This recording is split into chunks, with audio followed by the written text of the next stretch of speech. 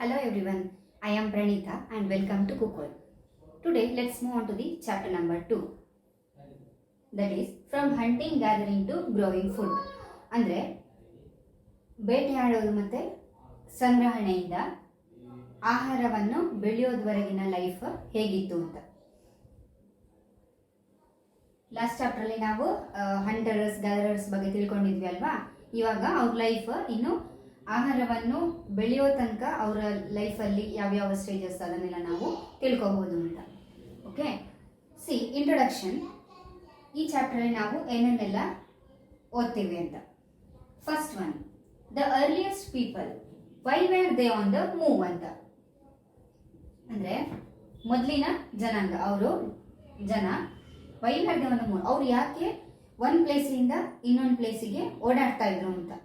Okay, next topic, how do we know about the people, ಅವ್ರ ಬಗ್ಗೆ ನಾವು ಹೇಗೆ ತಿಳ್ಕೊಬೋದು ಅನ್ನೋದು.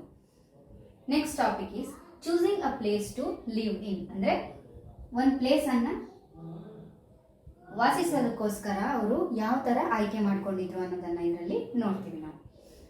Finding out about fire. Fire ಅಂತ ಹೇಳಿದ್ರೆ ಈ ಬೆಂಕಿ, ಇದರಿಂದ ಏನನ್ನೆಲ್ಲ ಯೂಸ್ ಮಾಡ್ಕೋತಾ ಇದ್ರು ಅವರು ಅಂತ. ಓಕೆ, ಇದರ ಬಗ್ಗೆ ತಿಳ್ಕೊಬೋದು. ನೆಕ್ಸ್ಟ್, ಎ ಚೇಂಜಿಂಗ್ ಎನ್ವಿರಾನ್ಮೆಂಟ್, ಅಂದರೆ ಒಂದು ಬದಲಾವಣೆಯ ವಾತಾವರಣ ಹೇಗಿತ್ತು ಅಂತ. Next, the beginning of farming and herding. ಅಂದರೆ ಫಾರ್ಮಿಂಗ್ ಅಂತ ಹೇಳಿದರೆ ಕೃಷಿ ಅಂತ, ಹರ್ಡಿಂಗ್ ಅಂತ ಹೇಳಿದರೆ ಪಶುಪಾಲನೆ. ಕೃಷಿ ಮತ್ತು ಪಶುಪಾಲನೆಯ ಆರಂಭ ಹೇಗಿತ್ತು ಅನ್ನೋದು ನಾವು ತಿಳ್ಕೊಬೋದು. A new way of life, ಅಂದರೆ ಒಂದು ಹೊಸ ಜೀವನದ ದಾರಿ ಅವ್ರದ್ದು ಹೇಗಿತ್ತು ಅಂತ. Next, storing animals. What is this storing? ಅಂದರೆ ನಾವು ಸ್ಟೋರಿಂಗ್ ಫುಡ್ ಗ್ರೈನ್ಸ್ ಅನ್ನೋದೆಲ್ಲ ಕೇಳಿದೀವಲ್ವಾ, ಏನಿದು ಸ್ಟೋರಿಂಗ್ ಅನಿಮಲ್ಸ್ ಅಂತ? ಇದೊಂದು ಇಂಟ್ರೆಸ್ಟಿಂಗ್, ನಾವು ಇದನ್ನು ಈ ಚಾಪ್ಟರಲ್ಲಿ ನೋಡ್ತೀವಿ. Next, finding out about the first farmers and herders. ಅಂದರೆ ಫಸ್ಟ್ ಫಾರ್ಮರ್ಸ್, ರೈತರು ಮತ್ತು ಈ ಹರ್ಡರ್ಸ್, ಇವ್ರ ಬಗ್ಗೆ ನಾವು ತಿಳ್ಕೊಬೋದು ಅಂತ. ಮೊದಲನೆಯ ರೈತರ ಬಗ್ಗೆ ಮತ್ತು ಹರ್ಡರ್ಸ್ ಬಗ್ಗೆ ನಾವು ತಿಳ್ಕೊಬೋದು. ಓಕೆ, ಹರ್ಡರ್ಸ್ ಅಂದರೆ ಇವರು ಏನು ಪಶುಪಾಲಕರು ಅಂತ. Okay, next, towards A settled life, ಅಂದರೆ ಒಂದು ಸ್ಥಿರವಾದ ಜೀವನದ ಕಡೆಗೆ ಇವ್ರ ದಾರಿ ಹೇಗಿತ್ತು ಅನ್ನೋದನ್ನು ತಿಳ್ಕೊಬೋದು. Last is a closer look, ಅಂದರೆ living and dying in Mehrgarh. ಈ ಮೆಹರ್ಗರಲ್ಲಿ ಇಲ್ಲಿನ ವಾಸ ಮತ್ತೆ ಮರಣ ಹೇಗಿತ್ತು ಅನ್ನೋದನ್ನ ಒಂದು ಕ್ಲೋಸ್ ವ್ಯೂ ಅಲ್ಲಿ ತಿಳ್ಕೊಬಹುದು ಅಂತ. ಓಕೆ, ಆಲ್ ದೀಸ್ ಟಾಪಿಕ್ಸ್ ಅನ್ನು ನಾವು ಈ ಚಾಪ್ಟರ್ ಅಲ್ಲಿ ಡಿಸ್ಕಸ್ ಮಾಡೋಣ. ಸೊ ಇವಾಗ ಫಸ್ಟ್ ಟಾಪಿಕ್ ನೋಡೋಣ, the earliest people, why where they on the move. So before that ಇದ್ರಲ್ಲಿ ನೋಡಿ, ತುಷಾರ್ಸ್ ಟ್ರೈನ್ ಜರ್ನಿ ಅಂತ. ಸೊ ತುಷಾರ್ ಎಲ್ಲಿಂದ ಡೆಲ್ಲಿ ಟು ಚೆನ್ನೈ ಹೋಗ್ತಾ ಇರುವಾಗ ಟ್ರೈನಲ್ಲಿ ಅವನ ಅಂಕಲ್ ಅವನಿಗೆ ಏನಂತಾರೆ ಕಟ್ಬಿಟ್ಟು, do you know that trains were first use about 150 years ago and that people began using buses a few decades later ಅಂತ ಕೇಳ್ತಾರೆ. ತುಷಾರ್ ಹತ್ರ ಅವನ ಅಂಕಲ್ ಏನು ಕೇಳ್ತಾರೆ ಅಂದರೆ, ನಿಂಗೆ ಗೊತ್ತಿದೆಯಾ 150 years ago ಏನು ಮೊದಲನೇ ಬಾರಿಗೆ ಟ್ರೈನ್ಸ್ ಅನ್ನೋದು ಶುರುವಾಯಿತು ಅಂತ. ದೆನ್ ಆಫ್ಟರ್ ಫ್ಯೂ ಡಿಕೇಡ್ಸ್, ಆಮೇಲೆ ಕೆಲವು ದಶಕಗಳ ನಂತರ ಏನು ಬಸ್ಸಸ್ ಅಂತ ಶುರುವಾಯಿತು. ಇವಾಗ ನಮಗೆ ಎಷ್ಟೊಂದು ಟ್ರಾನ್ಸ್ಪೋರ್ಟ್ ವೇ ಇದೆ ಅಲ್ವಾ, ಟ್ರೈನ್ ಇರ್ಬೋದು, ಬಸ್, ಕಾರ್, ಅಥವಾ ಏನು ಏರೋಪ್ಲೇನ್, ಲೈಕ್ ಆ ಥರ ಈಗ ತುಂಬ ವೇಸ್ ಇದೆ. ಆದರೆ ಹಳೆ ಕಾಲದಲ್ಲಿ ಏನು 150 ವರ್ಷದ ಹಿಂದೆ ಫಸ್ಟ್ ಟ್ರೈನ್ ಶುರುವಾಯಿತು, ಅದಾದಮೇಲೆ ಸ್ವಲ್ಪ ವರ್ಷಗಳ ನಂತರ ಬಸ್ ಅನ್ನೋದು ಶುರುವಾಯಿತು ಟ್ರಾನ್ಸ್ಪೋರ್ಟಿಗೆ. ಸೊ ತುಷಾರಿಗೆ ಆಶ್ಚರ್ಯ ಆಯಿತು, when people couldn't travel quickly from one place to another, did they spend their entire lives wherever they were born. ಅಂದರೆ ಒಂದು ಪ್ಲೇಸಿಂದ ಇನ್ನೊಂದು ಪ್ಲೇಸಿಗೆ ಜನಗಳಿಗೆ ಏನು ಮೂವ್ ಆಗೋದಕ್ಕೆ ಆಗ್ತಾ ಇರಲಿಲ್ಲ. ಹಾಗಾದರೆ ಅವರು ಅವರ ಎಂಟೈರ್ ಲೈಫ್, ಅಂದರೆ ಜೀವನದ ಉದ್ದಕ್ಕೂ ಅವರು ಒಂದೇ ಪ್ಲೇಸಲ್ಲಿ ಇರ್ತಾ ಇದ್ರ, ಅಲ್ಲೇ ಇರ್ತಾ ಇದ್ವು, ಎಲ್ಲೂ ಮೂವ್ ಆಗ್ತಿರ್ಲಿಲ್ವಾ? ಯಾಕಂದರೆ ಆವಾಗ ಟ್ರಾನ್ಸ್ಪೋರ್ಟ್ ಸಿಸ್ಟಮ್ ಎಲ್ಲ ಅಷ್ಟು ಇವಾಗಿನ ಥರ ಇರಲಿಲ್ಲ ಅಲ್ವಾ. ಒಂದು ಪ್ಲೇಸಿಂದ ಒಂದು ಪ್ಲೇಸಿಗೆ ಹೋಗ್ಬೇಕಾದ್ರೆ ತುಂಬ ಕಷ್ಟ ಆಯಿತು. ಸೊ ಅವನಿಗೆ ಆಶ್ಚರ್ಯ ಆಗತ್ತೆ, ಹಾಗಾದ್ರೆ ಒಂದೇ ಪ್ಲೇಸ್ ಅಲ್ಲಿ ಇರ್ತಾ ಇರೋ ಜನಗಳು ಏನು ಅಂತ. ಸೊ ಈ ಲೆಸನ್ ಅಲ್ಲಿ ನಾವು ಮುಂದೆ ಹೋಗ್ತಾ ಇದ್ದಾಗ ನಮ್ಗೆ ಎಲ್ಲ ತಿಳ್ಕೊಳ್ತೀವಿ. ಸೊ ಫಸ್ಟ್ ಟಾಪಿಕ್ ಏನು, the earliest people Y where they on the move ಅಂತ, ಅದರ ಬಗ್ಗೆ ನೋಡೋಣ. Okay, V know about people who lived in the sub continent as early as 2 million years ago. ನಮ್ಗೆ ಏನ್ ಗೊತ್ತಿದೆ ಅಂದ್ರೆ 2 million years ago people lived in the, ನಮ್ಮ ಇಂಡಿಯಾದಲ್ಲಿ people lived in our sub continent ಅಂತ. 2 ಮಿಲಿಯನ್ ಅಂತ ಹೇಳಿದ್ರೆ ಎಷ್ಟು, 20,000 ವರ್ಷದ ಹಿಂದೆ. ಓಕೆ, 20,000 ವರ್ಷದ ಹಿಂದೆ ನಮ್ಮ ಸಬ್ ಕಾಂಟಿನೆಂಟ್ ಅಲ್ಲಿ ಜನಗಳು ವಾಸಿಸ್ತಾ ಅನ್ನೋದು ನಮಗೆ ಗೊತ್ತಿದೆ ಅಲ್ವಾ. Today we describe them as hunter gatherers. ಇವತ್ತು ನಾವು ಅವರನ್ನ ಏನಂತ ಕರಿತೀವಿ, ಹಂಟರ್ ಅಂದ್ರೆ ಬೇಟೆಗಾರರು ಅಥವಾ ಗ್ಯಾದರರ್ಸ್ ಸಂಗ್ರಹಕಾರರು ಅಂತ ಕರಿತೀವಿ. The name comes from the way in which they got their food. ಇವರಿಗೆ ಈ ತರ ಹೇಗೆ ಹೆಸರು ಬಂತು, ಹಂಟರ್ಸ್ ಅಥವಾ ಗ್ಯಾದರರ್ಸ್ ಅಂತ ಇವರಿಗೆ ಹೆಸರು ಹೇಗೆ ಬಂತು ಅಂತ ಹೇಳಿದ್ರೆ, ಅವರು ಯಾವ ತರ ಅವರ ಫುಡ್ ಅನ್ನ ಪಡ್ಕೊಳ್ತಾ ಇದ್ರು, ಅದರಿಂದಾಗಿ ಅವರಿಗೆ ಈ ಹಂಟರ್ ಮತ್ತೆ ಗ್ಯಾದರರ್ಸ್ ಅಂತ ಹೆಸರು ಬಂತು. ಹಂಟರ್ ಅಂತ ಹೇಳಿದ್ರೆ ಬೇಟೆ ಆಡ್ತಾರೆ ಅಥವಾ ಇನ್ನು ಸಂಗ್ರಹಿಸ್ತಾರೆ. ಇವಾಗ ಫಾರ್ ಎಕ್ಸಾಂಪಲ್ ಏನು, ಈ ಮರದ ಮೇಲಿನ ಹಣ್ಣುಗಳನ್ನ ಇರ್ಬೋದು, ಈ ಸಂಗ್ರಹಿಸಿಟ್ಕೊಳ್ತಾರಲ್ಲ ಅವರನ್ನು ನಾವು ಗ್ಯಾದರರ್ಸ್ ಅಂತ ಕರಿಬಹುದು. Generally they hunted wild animals, caught fish and birds. General ಆಗಿ ಏನು, ವೈಲ್ಡ್ ಅನಿಮಲ್ಸ್ ಅಂದ್ರೆ ಕಾಡು ಪ್ರಾಣಿಗಳನ್ನ ಬೇಟೆ ಆಡ್ತಿದ್ರು. ಕಾಟ್ ಫಿಶ್ ಅಂಡ್ ಬರ್ಡ್ಸ್ ಅಂದ್ರೆ ಈ ಮೀನು, ಹಕ್ಕಿ ಇವುಗಳನ್ನೆಲ್ಲ ಹಿಡಿತಾ ಇದ್ರು.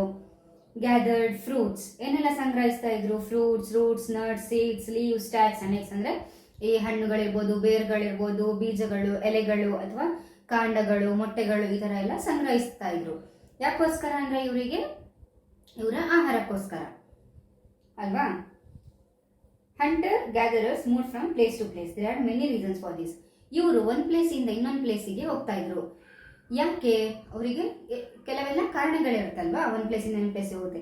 ಸೊ ಫಸ್ಟ್ ರೀಸನ್ ಏನಂತ ಹೇಳಿದ್ರೆ, first if they had stayed at one place for long time they would have eaten of all the available plant and animal resources. ಅಂದ್ರೆ ಮೊದಲನೇ ರೀಸನ್ ಏನಾಗಿತ್ತು ಅಂತ ಹೇಳಿದ್ರೆ, ಇವರು ಒಂದೇ ಪ್ಲೇಸ್ ಅಲ್ಲಿ ಇರ್ತಾ ಇದ್ರೆ ಇವರಿಗೆ ಏನು, ಆ ಪ್ಲೇಸ್ ಅಲ್ಲಿ ಇರುವಂತಹ available plant and animal resources ಅಂದ್ರೆ ಅಲ್ಲಿ ದೊರಕುವಂತಹ ಈ ಗಿಡ ಅಥವಾ ಪ್ರಾಣಿಗಳ ಸಂಪನ್ಮೂಲಗಳು ಆ ಪ್ಲೇಸ್ ಅಲ್ಲಿ ಏನು ಖಾಲಿ ಆಗ್ತಾ ಹೋಗುತ್ತಲ್ವಾ. ಅವ್ರು ಒಂದೇ ಪ್ಲೇಸ್ ಅಲ್ಲಿ ಇದ್ರೆ ಸೊ ಅವರ ಫುಡ್ ಅನ್ನು ಹುಡುಕ್ತಾ ಅವರು ಬೇರೆ ಪ್ಲೇಸಿಗೆ ಹೋಗ್ಲೇಬೇಕಾಗಿತ್ತು. ಅದಕ್ಕೋಸ್ಕರ ಮೊದಲನೇ ಕಾರಣ. ಆಮೇಲೆ secondly, animals move from place to place either in search of smaller prey or in case of deer and wild cattle in search of grass and leaves. Next ಏನಂತ ಹೇಳಿದ್ರೆ, ಈ ಪ್ರಾಣಿಗಳು ಒಂದ್ ಪ್ಲೇಸ್ ಇಂದ ಇನ್ನೊಂದು ಪ್ಲೇಸಿಗೆ ಹೋಗ್ತಾ ಇದ್ವಿ. ಯಾಕಂತ ಹೇಳಿದ್ರೆ ದೊಡ್ಡ ಪ್ರಾಣಿಗಳೇನು ಸಣ್ಣ ಪ್ರಾಣಿಗಳನ್ನ ಬೇಟೆಯಾಡೋದಕ್ಕೋಸ್ಕರ ಒಂದ್ ಪ್ಲೇಸ್ ಇಂದ ಇನ್ನೊಂದು ಪ್ಲೇಸಿಗೆ ಹೋಗ್ತಿದ್ವು. ಅಥವಾ ಈ ಜಿಂಕೆ ಅಥವಾ ಈ ಕಾಡ್ದನ, ಕಾಡೆಮ್ಮೆ ಅಂತ ಕರಿತೀವಲ್ಲ, ಅವ್ರೇನು in search of grass and leaves ಅಂದ್ರೆ ಹುಲ್ಲು ಮತ್ತೆ ಎಲೆಗಳು ಅದನ್ನ ಹುಡುಕ್ತಾ ಒಂದ್ ಪ್ಲೇಸ್ ಇಂದ ಇನ್ನೊಂದು ಪ್ಲೇಸಿಗೆ ಹೋಗ್ತಾ ಇದ್ರು. ಸೊ ಆ ಅನಿಮಲ್ಸ್ ಮೇಲೆ ಡಿಪೆಂಡ್ ಆಗಿರುವಂತ ಜನ ಇರ್ತಾರಲ್ಲ, ಯಾರು ಬೇಟೆಗಾರರೆಲ್ಲ, ಅವರು ಈ ಅನಿಮಲ್ಸ್ ಒಂದ್ ಪ್ಲೇಸ್ ಇಂದ ಇನ್ನೊಂದು ಪ್ಲೇಸಿಗೆ ಹೋಗ್ತಾ ಇದ್ದಂಗೆ ಇವ್ರು ಕೂಡ ಶಿಫ್ಟ್ ಆಗ್ಬೇಕಿತ್ತು, ಮೂವ್ ಆಗ್ಬೇಕಿತ್ತು ಅಂತ. Okay, secondly. Next third reason ಏನಂತ ಹೇಳಿದ್ರೆ, ಪ್ಲಾಂಟ್ಸ್ ಅಂಡ್ ಟ್ರೀಸ್ ಬೇರ್ fruit in different seasons. So people may have move from season two season in search of different kinds of plants. ಇವಾಗ ಕೆಲವು ಏನು ಫ್ರೂಟ್ಸ್ ಇರ್ಬೋದು, ಅವು different seasons ಅಲ್ಲಿ, ಕೆಲವೊಂದು ಸೀಸನ್ ಅಲ್ಲಿ ನಮಗೆ ಸಿಗಲ್ಲ. ಫಾರ್ ಎಕ್ಸಾಂಪಲ್, ಇವಾಗ ನಂಗೇನು ಮ್ಯಾಂಗೋ ಇಷ್ಟ. ಓಕೆ, ಅದು ಯಾವಾಗ ಸಿಗತ್ತೆ ನಮಗೆ, ಸಮ್ಮರ್ ಅಲ್ಲಿ ಸಿಗತ್ತೆ ಅಲ್ವಾ ಯೂಶ್ವಲಿ. ಬಟ್ ವಿಂಟರ್ ಮತ್ತೆ ನಮಗೆ ರೈನಿ ಸೀಸನ್ ಅಲ್ಲಿ ಮ್ಯಾಂಗೋ ಸಿಗಲ್ಲ. ಹಾಗಾಗಿ ಆ ಪರ್ಟಿಕ್ಯುಲರ್ ಆಹಾರ ಬೇಕು ಅಂತ ಇದ್ರೆ ನೋಡಿ ನಾವು, ಸೊ ಆ ಸಿಗೋ ಸೀಸನ್ ಅಲ್ಲ ಅಂದ್ರೆ ನಮ್ಗೆ ಇವಾಗ ಸಮ್ಮರ್ ಅಲ್ಲಿ ಅಂದ್ರೆ ಸಿಗ್ತದೆ, ವಿಂಟರ್ ಮತ್ತೆ ರೈನಿ ಸೀಸನ್ ಸಿಗಲ್ಲ. ಹಾಗಾಗಿ ಆ ಸೀಸನಲ್ ಫ್ರೂಟ್ಸ್ ಇರೋ ಕಾರಣ ಏನು, ಆಹಾರಕ್ಕೋಸ್ಕರ ನಾವೀಗ ವಿಂಟರ್ ಅಲ್ಲಿ ಬೇರೆ ಪ್ಲೇಸಿಗೆ ಹೋಗ್ಬೇಕಾಗತ್ತೆ, ಆ ಪ್ಲೇಸ್ ಅಲ್ಲಿ ನಮ್ಗೆ ಬೇಕಾದ್ದು ತಿನ್ನಕ್ ಸಿಗತ್ತೆ ಅಂತ. ಅಥವಾ ರೈನಿ ಸೀಸನ್ ಅಲ್ಲಿ ನಮ್ಗೆ ಬೇರೆ ಸಿಗುತ್ತೆ ಬೇರೆ ಪ್ಲೇಸ್ ಅಲ್ಲಿ. ಸೊ ಹಾಗಾಗಿ ಆಹಾರಕ್ಕೋಸ್ಕರ ಸೀಸನಲ್ ಆಗಿರೋದ್ರಿಂದ ಕೆಲವೆಲ್ಲ ಈ ಹಣ್ಣುಗಳು, ವೆಜಿಟೇಬಲ್ಸ್ ಇರ್ಬೋದು, ಹಾಗಾಗಿ ನಾವು ಒಂದು ಪ್ಲೇಸಿಂದ ಇನ್ನೊಂದು ಪ್ಲೇಸಿಗೆ ಅವರು ಹೋಗ್ಬೇಕಿತ್ತು ಅಂತ third reason. Next fourth reason ಏನು ಅಂದರೆ people, plants and animals need water to survive. ಇವಾಗ ನೋಡಿ, ಜನ ಆಗಿರ್ಬೋದು ಅಥವಾ ಗಿಡ ಮರಗಳಾಗಿರ್ಬೋದು ಅಥವಾ ಪ್ರಾಣಿಗಳಾಗಿರ್ಬೋದು, ಮೇನ್ ಅವ್ರಿಗೆ ಏನು ಬೇಕು? ನೀರು ಬೇಕಲ್ವಾ? ಬದುಕಕ್ಕೆ ನೀರು ಬೇಕಾಗಿತ್ತು, first necessity. Water is found in lakes, streams and rivers. ನಮಗೆ ನೀರಲ್ಲೆಲ್ಲ ಸಿಗುತ್ತೆ, ಸರೋವರಗಳು ಸಿಗುತ್ತೆ, ಹೊಳೆಗಳು ಸಿಗುತ್ತೆ ಅಥವಾ ನದಿಗಳಲ್ಲಿ ಸಿಗುತ್ತೆ. While many rivers and lakes are perennial. Perennial ಅಂದರೆ ಏನಂತ ಹೇಳಿದರೆ with water throughout the year, ಅಂದರೆ ಇಡೀ ವರ್ಷ ಕೂಡ ಹರಿತಾ ಇರುವಂತಹ ನದಿಗಳು. ಏನು, ತುಂಬ ನದಿಗಳು ಇಡೀ ವರ್ಷ ಕೂಡ ಹರಿತಾ ಇರುತ್ತೆ, ಆದರೆ ಎಲ್ಲ ನದಿಗಳು ಹರಿತಾ ಇರಲ್ಲ. ಕೆಲವೊಂದು ನದಿಗಳು ಏನು ಕೆಲವು ಸೀಸನಲ್ ಆಗಿ ಹರಿತಾ ಇರುತ್ತೆ. ಓಕೆ, ಕೆಲವೊಂದು ಸೀಸನ್ ಮಾತ್ರ, ರೈನಿ ಸೀಸನ್ ಮಾತ್ರ ಹರಿತಾ ಇರುತ್ತೆ. ಸಮ್ಮರ್ ಅಲ್ಲಿ ನೋಡಿ ಎಲ್ಲ ಡ್ರೈ ಆಗೋಗಿರತ್ತಲ್ವ ನದಿಗಳು ಕೆಲವೊಂದು. ಸೊ ಪೆರಿನಿಯಲ್ ರಿವರ್, ಇದಕ್ಕೆ ಯಾವ್ದು ಎಕ್ಸಾಂಪಲ್ ಹೇಳ್ಬೋದು ನಾವು? ಗಂಗಾ ತಗೋಬಹುದು ಅಲ್ವಾ? ಎಲ್ಲ ಸೀಸನಲ್ಲೂ ನೀರಿರುತ್ತೆ ಇಡೀ ವರ್ಷ ಕೂಡ. So people living on their banks would have had to go in search of water during the dry season. So winter ಅಥವಾ ಸಮ್ಮರ್, ಈ ಸೀಸನಲ್ಲಿ ಸೀಸನಲ್ ರಿವರ್ಸ್ನ ದಂಡೆಗಳಿರುವಂತಹ ಜನರು ಏನು ಮಾಡಬೇಕಿತ್ತು? ಬೇರೆ ಕಡೆ ಮೂವ್ ಆಗಲೇಬೇಕಿತ್ತು, ಯಾಕಂದ್ರೆ ಅವರಿಗೆ ನೀರು ಬೇಕಾಗಿತ್ತಲ್ವಾ, ಅದಕ್ಕೋಸ್ಕರ. ಸೊ ಇದ್ರಲ್ಲಿ ನಾವು 4 ರೀಸನ್ಸ್ ನೋಡಿದ್ವಲ್ವ, ಯಾವಾಗೋಸ್ಕರ ಮೂವ್ ಆಗ್ತಾ ಇದ್ರು ಜನಗಳು ಅಂತ. ಸೊ ಇಲ್ಲಿ ನೋಡಿ, ನೀವು ಹಂಟರ್ಸ್ ಅನ್ನ ಪಿಕ್ಚರ್ ನೋಡ್ಬೋದು. ಹಂಟರ್ಸ್, ಓಕೆ,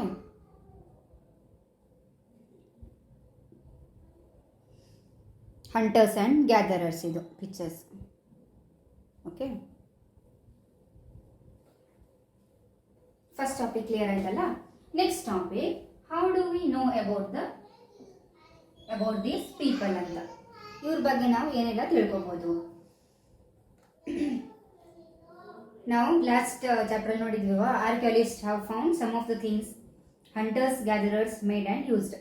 ಆರ್ಕಿಯಾಲಜಿಸ್ಟ್ ಅಂದ್ರೆ ಯಾರು? ಅವರು who study about the remains of the buildings or remains of the plants alva. So they have found some of the things hunter gatherers made and used. ಈ hunter ಮತ್ತೆ ಗ್ಯಾದರರ್ಸ್ ಅವರು use ಮಾಡಿದಂತಹ ಕೆಲವೊಂದು ವಸ್ತುಗಳನ್ನ ಇವರು ಕಂಡುಹಿಡ್ತಾರೆ, ಯಾರು? ಆರ್ಕಿಯಾಲಜಿಸ್ಟ್.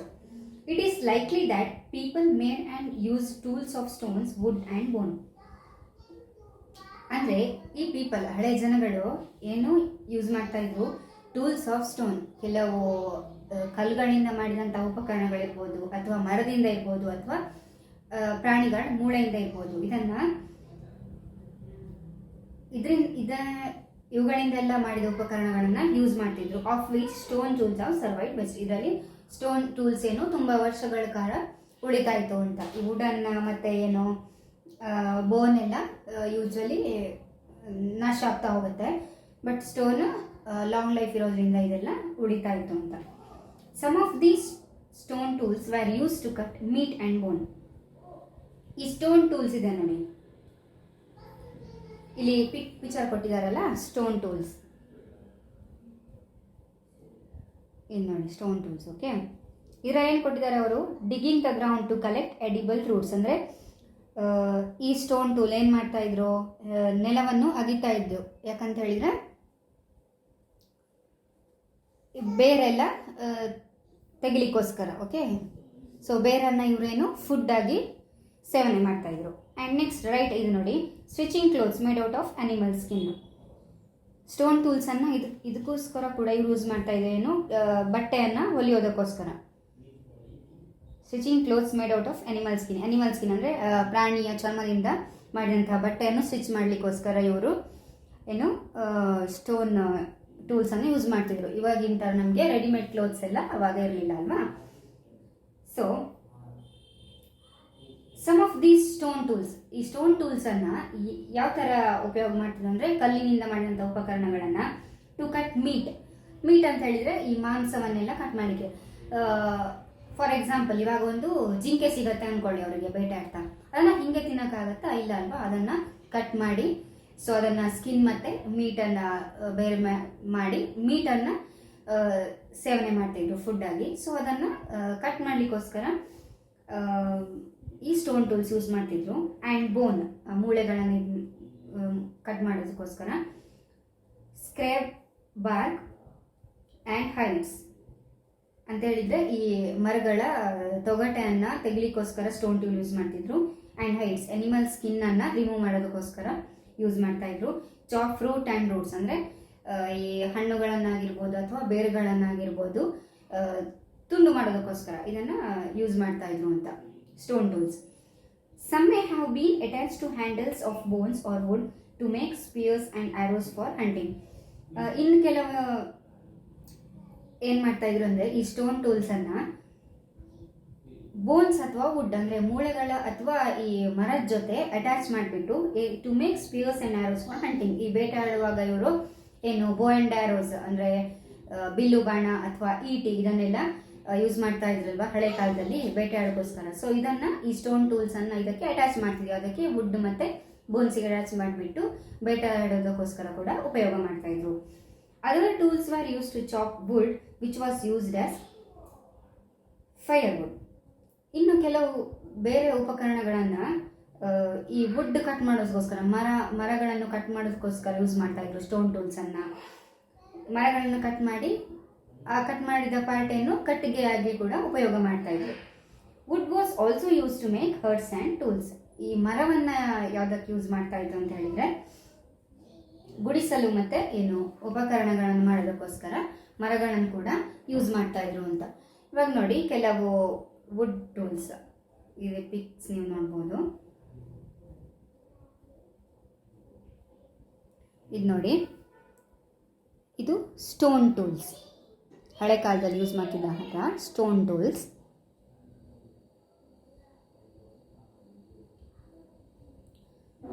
ಇದು ಕೂಡ ನೋಡಿ ಸ್ಟೋನ್ ಟೂಲ್ಸ್, ಹಳೆ ಕಾಲದಲ್ಲಿ ಇದನ್ನೆಲ್ಲ ಉಪಯೋಗ ಮಾಡ್ತಾ ಇದ್ರು.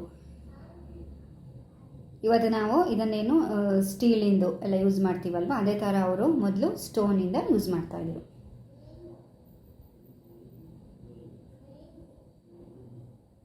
ಇದು ವುಡನ್ ಟೂಲ್ಸ್, ಹಳೆ ಕಾಲದಲ್ಲಿ ಯೂಸ್ ಮಾಡ್ತಿದ್ದಂಥದ್ದು.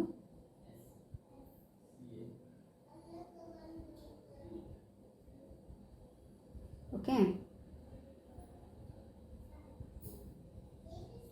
ಇದು ಕೂಡ ಕೊಡಲಿ ಎಲ್ಲ ನೋಡಿ ಮಾಡ್ತಾ ಇದ್ರು. ವುಡನ್ ಮರದಿಂದ ಕೊಡಲಿ ಮಾಡಿದಂಥದ್ದು ಹಳೆ ಕಾಲದಲ್ಲಿ. ಇದು ಕೂಡ ನೋಡಿ ವುಡನ್ನಿಂದ ಎಷ್ಟೊಂದು ಟೂಲ್ಸ್ ಮಾಡ್ತಾ ಇದ್ರು ಹಳೆ ಕಾಲದಲ್ಲಲ್ವಾ. ಆಮೇಲೆ ಬೋ ಆ್ಯಂಡ್ ಆರೋ, ಬಿಲ್ಲು ಬಾಣ ಅಥವಾ ಈಟಿಯನ್ನು ಯೂಸ್ ಮಾಡಿಕೊಂಡು ಇವರು ಪ್ರಾಣಿಯನ್ನು ಬೇಟೆಯಾಡುವಂಥದ್ದು. ಈ ದೊಡ್ಡ ಪ್ರಾಣಿಗಳೆಲ್ಲ ಇದ್ದರೆ ಬೇಟೆಯಾಡಲಿಕ್ಕೆ ಕಷ್ಟ ಅಲ್ವಾ, ಸೊ ಅವರು ಬಿಲ್ಲು ಬಾಣ ಅಥವಾ ಈಟಿ ಅನ್ನೋದನ್ನು ಯೂಸ್ ಮಾಡ್ತಾ ಇದ್ರು. ಅದರಿಂದ ಕೊಂದು ಆಮೇಲೆ ಆ ಪ್ರಾಣಿಯನ್ನು ಇವರು ಆಹಾರವಾಗಿ ಸೇವಿಸ್ತಾ ಇದ್ರು. ಆಮೇಲೆ ನೋಡಿ, ಇದು ವುಡನ್ನು ಹಟ್ ಗುಡಿಸಲು ಮಾಡೋದಕ್ಕೋಸ್ಕರ ಯೂಸ್ ಮಾಡ್ತಾ ಇದ್ರು. ಈ ವುಡ್ಡಿಂದ ಮಾಡಿರುವಂಥ ಇದು ಗುಡಿಸಲು, ಓಕೆ, ಮರದಿಂದ.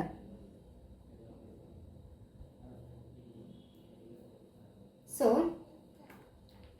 ನೆಕ್ಸ್ಟ್ ಟಾಪಿಕ್ ಯಾವುದು, choosing a place to live in ಅನ್ನೋದು. ಸೊ ಅದನ್ನು ನಾವು ನೆಕ್ಸ್ಟ್ ಕ್ಲಾಸಲ್ಲಿ ನೋಡೋಣ. Okay, thank you.